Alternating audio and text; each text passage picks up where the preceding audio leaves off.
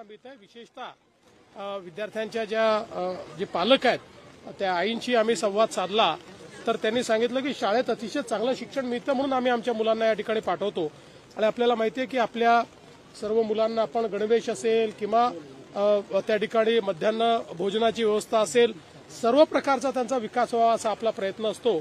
आणि आज या शाळेच्या प्रवेशाच्या पहिल्या दिवशी संपूर्ण महाराष्ट्रामध्ये वेगवेगळ्या ठिकाणी आमचे सगळे मंत्री, प्रमुख नेते, आमदार हे शाळेमध्ये अशा प्रकारचा कार्यक्रम करतायत, विद्यार्थ्यांचं स्वागत करतायत, जेणेकरून विद्यार्थ्यांमध्ये आणि पालकांमध्ये देखील शिक्षणाच्या प्रती गोडवा तयार व्हावा।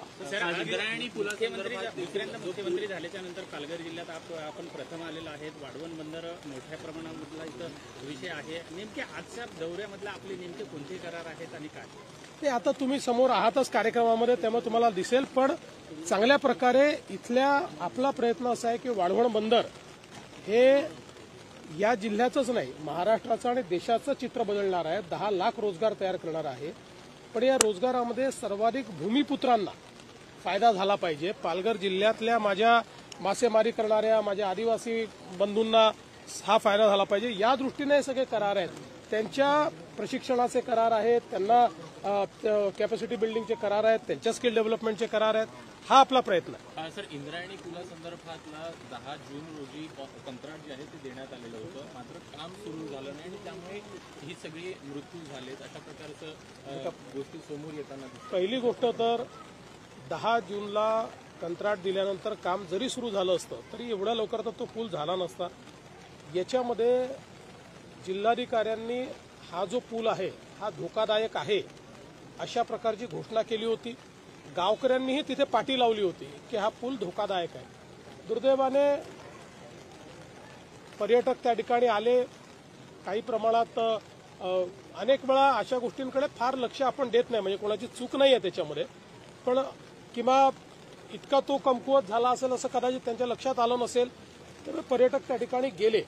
आता यातनं मला असं वाटतं की भविष्याकरता शिकण्यासारख्या गोष्टी आहेत।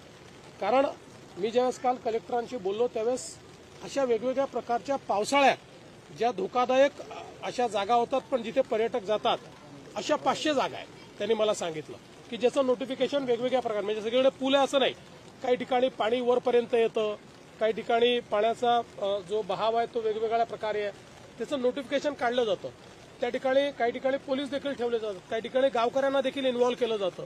पण हे अधिक सजगतेनं आपल्याला करावं लागेल, कारण हे महिन्या 2 महिन्यापुरता स्पॉट्स वल्नरेबल असतात, पण तिथल्या सौंदर्यामुळे लोक त्या ठिकाणी जात असतात, तर त्यांना कसं सुरक्षित ठेवता येईल हा प्रयत्न आपल्याला करावा लागेल। त्या दृष्टीने निश्चित मी जिल्हाधिकाऱ्यांनाही सांगितलेलं आहे की भविष्यामध्ये अशा घटना होऊ नये याकरता अधिक आपल्याला त्यात काय काळजी घेता येईल। पण यात मला हे पुन्हा नमूद करायचं आहे की जिल्हाधिकाऱ्यांनी काल मला ज्यावेळेस याचं ब्रीफिंग केलं त्यावेळेस हा धोकादायक आहे याचं नोटिफिकेशन देखील निघालेलं आहे आणि तशा प्रकारे गावकऱ्यांनी देखील त्या ठिकाणी म्हणजे लोकांनी त्याचा वापर करू नये अशा प्रकारची विनंती केली होती। पत्र दाखवलं रवींद्र चव्हाणांचं की 80,000 रुपये या पुलासाठी मंजूर करण्यात आलेत आणि त्याच्यावरून आरोप केलेत की जर हे पैसे मंजूर केले तर खर्च का झाला नाही। असं आहे, काही लोक देशाच्या सेनेवर आरोप करतात, देशाच्या शौर्यावर आरोप करतात, त्यांना गल्लीपासून दिल्लीपर्यंत फक्त आरोपाचं पडलं आणि अशा लोकांना उत्तर द्यायला बसलो नाही येते। पीएसचा देखील अजून प्रश्न कुठेतरी सुटला नाहीये, मंत्र्यांना पीएस मिळाले, तुम्ही कशाला चिंता करता?